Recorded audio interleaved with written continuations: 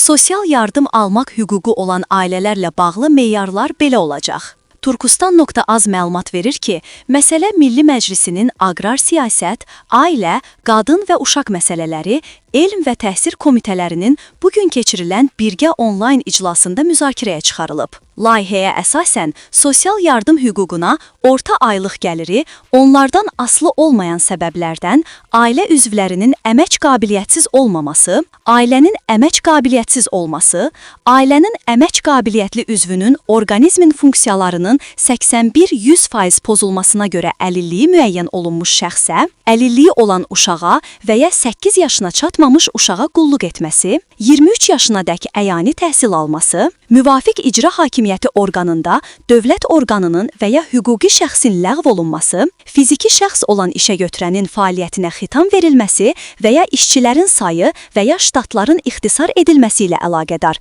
işsiz kimi qeydə alınması, vəfat etməsi, məhkəmə tərəfindən itkin düşmüş və yaxud ölmüş hesab edilməsi, azadlıqdan məhrum olunması, ailə üzvünün olduğu yerin məlum olmaması və sair hər bir ailə üzvü üçün ehtiyac meyarının məcmusundan aşağı olan az təminatlı ailələr malikdirlər.